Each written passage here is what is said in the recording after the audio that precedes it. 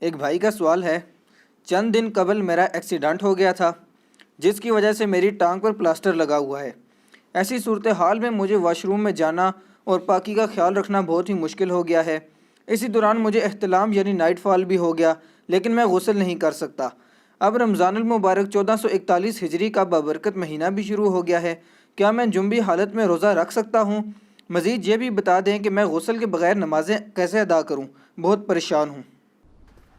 ان کے لیے پہلی تو ریکویسٹ یہ ہے کہ پریشان ہونے کی ضرورت نہیں ہے، اس شر میں آپ کے لیے خیر ہے، صبر کریں، اللہ تعالیٰ آسانیاں فرمائے گا انشاءاللہ تعالیٰ۔ باقی آپ کے لیے تو اب دین بہت زیادہ ریلیکسڈ ہے، چونکہ آپ کا پلاسٹر ہے، آپ غسل نہیں کر سکتے، اس کی وجہ سے آپ ڈیمیج ہو جائیں گے، اور یہ بھی نہیں ہو سکتا کہ باقی جسم پہ آپ پانی بہا لیں اور وہاں پہ صرف مسح کر لیں، کیونکہ مجھے پتہ ہے کہ جب یہ پلاسٹر بندھا ہوا ہوتا ہے تو پھر وہ موومنٹ بڑی مشکل ہو جاتی ہے۔ تو آپ کو غسل کرنے کی ضرورت نہیں ہے، صرف اپنے کپڑے چینج کر لیں اور تیمم کر لیں۔ تیمم کرنے کے لیے آپ کو کہیں باہر جانے کی ضرورت نہیں ہے، کوئی مٹی کا ایک چھوٹا سا ڈھیلا اپنے سرہانے رکھ لیں آپ، اور یہ میں غسل کے ایکویلنٹ تیمم کی بات کر رہا ہوں۔ وضو تو آپ کر سکتے ہیں، آپ تھوڑی سی ایفرٹ پٹ کریں گے، اس میں تو صرف اتنا ہی دھونا ہوتا ہے، پاؤں کے اوپر مسح کر لیں، باقی آپ کو کوئی وضو کروا دیں۔ چونکہ غسل کے ایکویلنٹ تیمم کیا جائے یا وضو کے ایکویلنٹ، دونوں کا طریقہ ایک ہی ہے، ایک ہی تیمم سے دونوں چیزیں کور ہو جاتی ہیں۔ وہ بخاری مسلم دونوں میں ایک حدیث موجود ہے اس سے ریلیٹڈ، لیکن اس سے بھی بڑھ کر سورۃ المائدہ میں سورہ نساء کے اندر اللہ تعالیٰ نے تیمم کا طریقہ بتایا ہے کہ اگر تم کسی سفر میں ہو اور تم پانی نہ پاؤ تو اپنے چہروں کا مسح کر لیا کرو اور دونوں ہاتھوں کا، تو یہ مٹی تمہیں پاک کر دے گی مٹی کے ذریعے۔ اس کے شان نزول میں بھی بخاری مسلم میں حدیث ہے کہ سیدہ عائشہ کا ہار ایک دفعہ گم گیا تھا، اس دوران قافلہ لیٹ ہوا تو پانی نہیں تھا، تو وہاں پہ یہ نازل ہوئی۔ باقی وہ تو شان نزول ہے، الٹیمیٹلی تو یہ اینڈ رزلٹ کے طور پہ موجود ہے۔ جو بخاری مسلم میں نے حدیث بتانی تھی وہ بڑی انٹرسٹنگ ہے۔ نبی علیہ السلام ایک سفر میں آپ نے نماز پڑھائی، تو نماز پڑھا کے فارغ ہوئے تو دیکھا ایک شخص کونے میں بیٹھا ہوا ہے۔ آپ نے فرمایا تو نے نماز کیوں نہیں پڑھی؟ کہ یا رسول اللہ میں جنوبی تھا، پانی اتنا ہی نہیں تھا میں غسل کر سکتا، تو میں نے نماز نہیں پڑھی۔ تو آپ فرمایا تم مٹی سے تیمم کر لیتے، تمہارے لیے کافی تھا کہ تم اپنے چہرے اور ہاتھوں کا مسح کرتے، تو یہ تیمم کافی۔ تیمم یہ نہیں کہ پورے جسم پہ مٹی ملنی ہوتی ہے، مٹی تو خیر اس میں بھی نہیں ملنی ہوتی، صرف مٹی کو ٹچ کرنا ہے آپ نے۔ اور بخاری مسلم میں دوسری حدیث ہے حضرت عمار بن یاسر کی، حضرت عمر کے پاس بیٹھے ہوئے تھے، بخاری مسلم دونوں میں حدیث موجود ہے۔ ایک شخص آیا، اس نے کہا امیر المومنین میں یعنی سفر کے دوران اب پانی اویلیبل نہیں ہے، میرے پہ غسل فرض ہے، مجھے آپ تیمم کا بتائیں میں کیا کروں، کوئی سولوشن ہے آپ کے پاس؟ تو حضرت عمار نے کہا امیر المومنین سولوشن ہے میرے پاس، یہ تیمم کر لیں۔ پھر ان کا ہم بھی نبی علیہ السلام کے ساتھ سفر میں تھے، تو کہتے ہیں کہ میرے پہ غسل فرض ہو گیا تو میں مٹی میں لوٹ پوٹ ہونا شروع ہو گیا، تو حضور دیکھ کے مسکرائے، ان کا یہ کیا کر رہے ہو؟ کہا یا رسول اللہ تیمم کر رہا ہوں۔ اب انہوں نے اجتہاد تو صحیح کیا کہ وضو والا تیمم یہ ہے تو غسل والا پورے جسم کا ہوگا، تو اجتہاد سے ابھی کا بھی غلط ہو سکتا ہے۔ پہلے قرآن و سنت کو دیکھنا ہوگا، اجتہاد اینڈ پہ ہوتا ہے۔ جو اجتہاد کو رونا پیٹتے رہتے ہیں نا، تو حضرت عمار بن یاسر سے زیادہ کون فقیہ تھا صحابہ میں؟ ٹاپ آف دا لسٹ اصحاب میں، شروع کے مسلمانوں میں سے، جن کے ماں باپ اسلام کے پہلے شہداء ہیں۔ ابھی میں آپ کو وہ عمار کو باغی جماعت قتل کرے گی وہ والی حدیث نہیں سنا رہا، بخاری کی 2812، عمار ان کو جنت کی طرف بلائے گا اور وہ جماعت دوزخ کی طرف بلائے گی، یہ حدیث میں نہیں سنا رہا آپ کو، یہ وہ والے عمار بن یاسر ہیں۔ تو عمار نے کہا کہ اے امیر المومنین میں آپ کو بتاتا ہوں یہ میرے ساتھ ہوا تھا، تو حضور نے کہا یوں کر لو، اور اس میں انہوں نے کہا کہ مٹی پہ ہاتھ مارو اور پھر پھونک مارو۔ پھونک مارنے سے یہ ہوگا کہ مٹی اگر لگ گئی، وہ یہ نہیں کہ مٹی ہونی چاہیے اس طرح، ایون دیوار پہ بھی عام جو مٹی لگی ہوئی ہوتی ہے نا، یا ٹرین کے ڈبوں پہ بھی، یا جو گاڑیاں کھڑی ہوئی ہوتی ہیں باہر روڈ کے اوپر جن پہ ہلکی سی گرد ہوتی ہے، آپ ہاتھ لگائیں تو ہاتھ کا نشان بن جاتا ہے، وہ کافی ہے آپ کے تیمم کے لیے۔ ہاتھ لگائیں، اگر زیادہ مٹی لگی ہے پھونک مار لیں، چہرے کا پہلے مسح کریں، اور وہ پورا داڑھی کا خلال اس طریقے سے جہاں جہاں پانی پہنچانا ہوتا ہے وہاں وہاں ہاتھ پہنچائیں، پھر دوبارہ کریں یوں، اور پھر پہلے دایاں ہاتھ یوں کونیوں سمیت انگلیوں میں سے اس طریقے سے، گھڑی کو بھی انگوٹھی پہنی ہے اس کو آگے پیچھے کر کے، اور یہ پورا، تو یہ تیمم کا طریقہ ہے۔ حتیٰ کہ مسند احمد میں الموطا امام مالک میں حدیث ہے، نبی علیہ السلام فرمایا اگر کوئی 10 سال تک بھی پانی نہ پائے تو تیمم سے غسل اور وضو کر کے نمازیں پڑھتا رہے تو بالکل ٹھیک ہے۔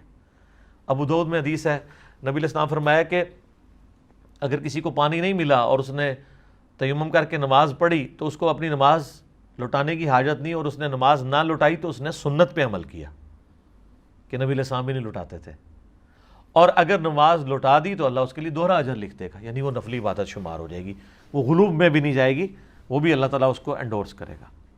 تو یہ تیمم کا غسل کے ایکویلنٹ آپ کریں یا وضو کے ایکویلنٹ، ایک ہی طریقہ ہے، اور غسل کے ایکویلنٹ جب آپ کریں گے آٹومیٹکلی وضو تو اس میں کور ہو ہی جائے گا۔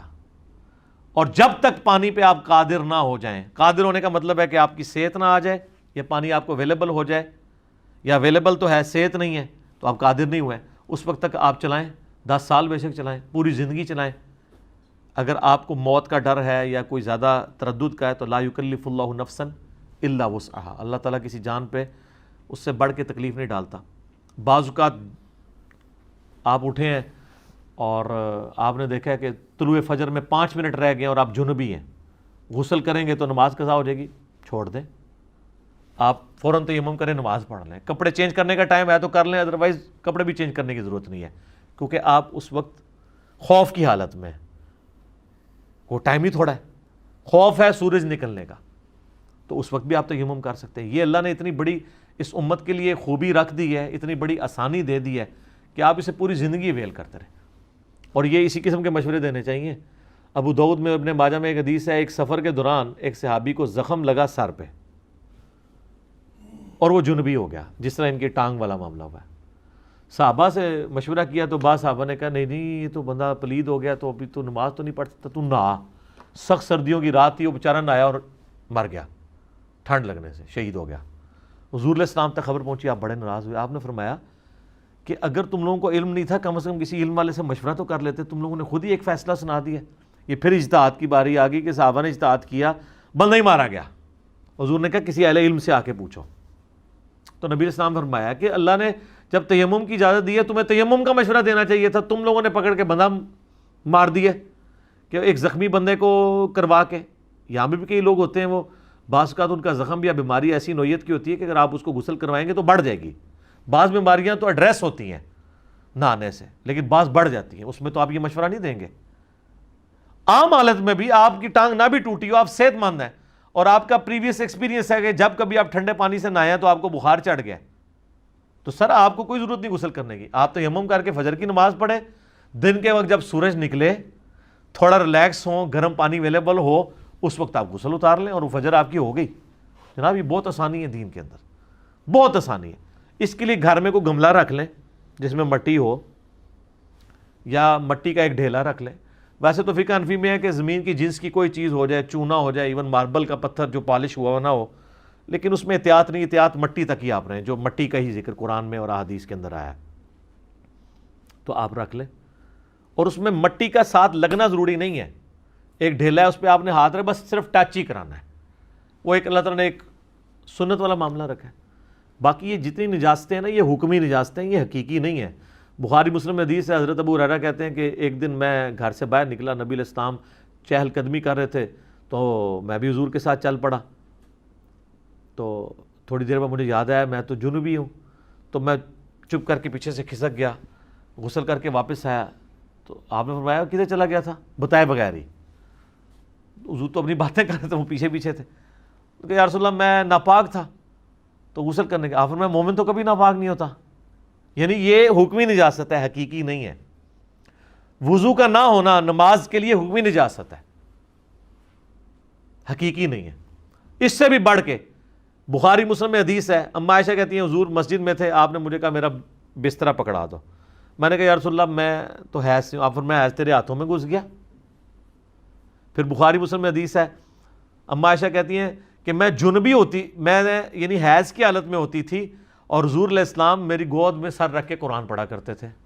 یعنی وہ یہ بتانا چاہ رہی ہیں کہ یہ کوئی فزیکلی ناپاک نہیں ہو جاتا، جیسے ہندوؤں میں کنسیپٹ ہے، مسلمانوں میں بھی ہے کہ وہ کوئی حیض والی عورت جو ہے یا جنبی عورت نہ تو روٹی پکا سکتی ہے، نہ بچوں کو دودھ پلا سکتی ہے، کوئی ایسی چیز نہیں اسلام کے اندر، وہ فزیکل نجاست ہے ہی نہیں ہے سوائے اس حیض والے خون کے یا سوائے اس منی کے، بس وہ ریموو کی، کام ختم، اس سے بندہ ناپاک نہیں۔ اب کئی لوگ پوچھ رہے ہوتے ہیں کہ جی ہمارے پہ غسل فرض تھا، ہم نے تولیے کو ہاتھ لگا لیا۔ تولیے کو اگر منی لگ گئی پھر تو ناپاک ہے، اور اگر آپ کا ویسے ہاتھ لگا ہے یا ایون گیلا ہاتھ بھی لگ گیا، اس کے اوپر کوئی گندگی نہیں، عام پانی کی وجہ سے تھا، کوئی مسئلہ نہیں ہے۔ اب یہ رمضان میں اکثر مسئلہ ہوتا ہے کہ لوگ اٹھتے ہیں نا، وہ جناب کہتے ہیں غسل فرض تھا جی، تو آپ سحری کریں یا غسل اتاریں۔ او سر آپ سحری کریں، سنت ہے۔ بخاری مسلم دونوں میں حدیث ہے، اما عائشہ کہتی ہیں کہ نبی علیہ السلام جب جنبی ہوتے تھے اور احتلام کی وجہ سے نہیں، یعنی مراد بیویوں کے ساتھ تعلق کی وجہ سے، تو آپ علیہ السلام سحری کرنے کے بعد طلوع فجر کے بعد غسل اتارا کرتے تھے۔ کئی بار ایسا بھی ہو جاتا تھا، حالانکہ آپ کو یہ پتا ہوتا تھا میں جنبی ہوں، احتلام والے کو تو بیچارے کو پتہ ہی نہیں نہ لگتا، پھر بھی آپ طلوع فجر کے بعد، طلوع آفتاب نہیں، طلوع فجر یعنی ختم سحری کے بعد غسل اتارتے تھے، پہلے سحری کر لیتے تھے۔ تو یہ اما عائشہ نے بتا دیا کہ آپ غسل ضروری نہیں ہے، آپ رکھیں بے شک روزے پہ کوئی فرق نہیں پڑتا۔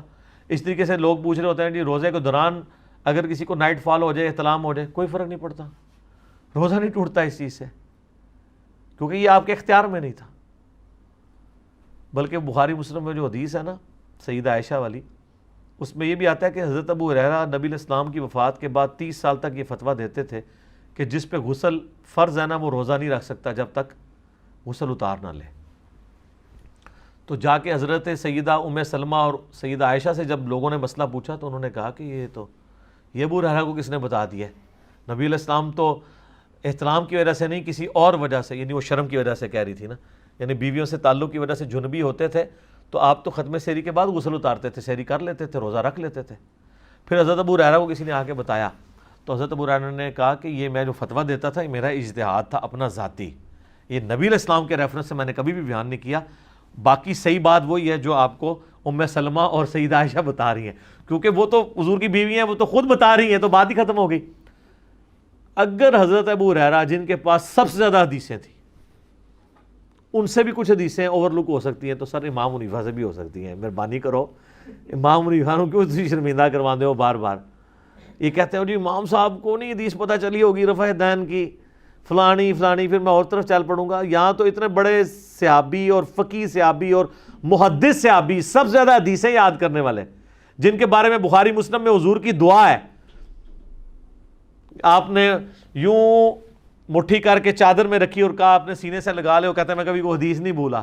یہ اس بندے کو بھی حدیث نہیں پتا تھی، 30 سال نہیں پتا لگی، تو باقی کس کھاتے میں؟ لیکن آج مبارک دور ہے جناب، ایک ایک امام نے جو محنت کی ہے نا اپنی اپنی زندگیاں لگا کے، ایک ٹچ کے اوپر آپ کے پاس ہے ہزاروں سال کا علم۔ یہ اللہ نے اس مبارک دور میں آسانی کر دی ہے الحمدللہ۔ یعنی بڑے بڑے ائمہ کے پاس اتنی حدیثیں نہیں تھی جتنی ہمارے پاس، انہی کی محنت سے ہمارے پاس ہے۔ اچھا یہ جب میں باتیں کرتا ہوں کہتے ہیں اپنے آپ کو بڑا کہتا ہے، بڑا تو تب کو جب میں نے کوئی کتاب لکھ کے دی ہے، میں تو انہی اماموں کو ٹریبیوٹس پیش کرتا ہوں کہ ان کی محنت ہے۔ لیکن آج بھی وہ زندہ ہو تو وہ بھی حیران ہو جائیں کہ یار دیکھو امام بخاری امام مسلم نے تو حدیثوں کے نمبر بھی نہیں لگائے ہوئے تھے۔ امام بخاری امام مسلم کے سامنے اگر ان کی اپنی بخاری رکھ دی جائے نا اور ان کو کہا جائے کہ آپ یہ حدیث ڈھونڈیں یہ کہاں ہے، ان سے پہلے ہمارے لڑکے ڈھونڈ سکتے ہیں، کیونکہ ہمیں نمبر پتہ ہے۔ مثلا اگر امام مسلم سے کہا جائے کہ آپ یہ ڈھونڈیں حدیث کہاں ہے کہ علی سے محبت نہیں رکھے گا مگر مومن، علی سے بغض نہیں رکھے گا مگر منافق، تو امام مسلم کو کتاب الایمان کھولنا پڑے گا نا۔ ہمارے لڑکے کہیں 240 ہے جی۔ امام بخاری سے اگر ہم کہیں کہ یہ آپ ذرا ڈھونڈیں حدیث یہ آپ نے کہاں لکھی تھی کہ عمار کو ایک باغی جماعت قتل کرے گی، عمار ان کو اللہ اور جنت کی طرف بلائے گا اور جماعت دوزخ کی طرف بلائے گی، تو ان کو سینکڑوں صفحے کھولنے پڑیں گے۔ ہمارے لوگ کہیں گے سر 2812 حدیث ہے، اے ٹھک مار کے اے سر سند تسی لئی ہے سر، ساڈی کوئی کنٹریبیوشن نہیں، یہ تسی کیتی سی محنت۔ ایون قرآن کی آیات کے نمبر نہیں تھے۔ آج اگر آپ کسی صحابی سے کہنا کہ جو آیت ہے ان اللہ و ملائکتہ یصلون علی النبی صلوات بر محمد و آل محمد اللہم صلی علی محمد و علی محمد، یہ قرآن میں کہاں ہے؟ وہ کہیں گے سورۃ الاحزاب میں ہے۔ اور آپ ان سے پوچھیں گے کتنے نمبر پہ ہے، وہ کہیں گے میں نے تو نہیں، نمبر تو نہیں میں نے گنا ہوا، لیکن ہم نے تو اپنے جگہ جگہ کارڈ پہ لکھا ہے سورۃ الاحزاب آیت نمبر 56۔ اس وقت نمبرنگ نہیں تھی۔ تو سر یہ جدید دور میں اللہ نے جتنا ہمیں نبی علیہ السلام کے مبارک زمانے سے دور کیا ہے نا، اتنا ہی ہمیں فیسیلیٹیٹ بھی زیادہ کر دیا ہے کہ تھوڑی سی محنت سے جناب آج آپ ہر چیز ایک ٹچ کے اوپر آپ کے سامنے، ہر زبان میں ترجمہ، مختلف فرقوں کے علماء کے ترجمے، علماء کی ترجمے نا۔ ہمیں لوگ کہتے ہیں علماء سے دور کر رہا ہے، میں نے تو علماء سے جوڑا ہے، آپ کے علماء کی کوئی قدر نہیں تھی، محنت کی. اگر ہم لوگوں کو نہ کتابوں کے ساتھ جوڑیں, یہ میری زائد بھائی سے اکثر بات ہوتی ہے اسلام 360 والے لوگ تو کہہ رہے ہیں کہ میں نے کوئی بندہ لانچ کیا ہے, انہوں نے پیرلل میں کام کیا. بھائی میں ان کو ضرور ہے کہ بعد میں میری واقفیت ہوئی ہے تو میں ان کو ضرور مشورہ دے دیتا ہوں, مجھ سے گائیڈ لائنز لیتے ہیں اس حوالے سے, باقی میں نے نہیں, انہوں نے انڈیپینڈنٹلی, مجھے تو بعد میں ان کا تعارف ہوا ہے.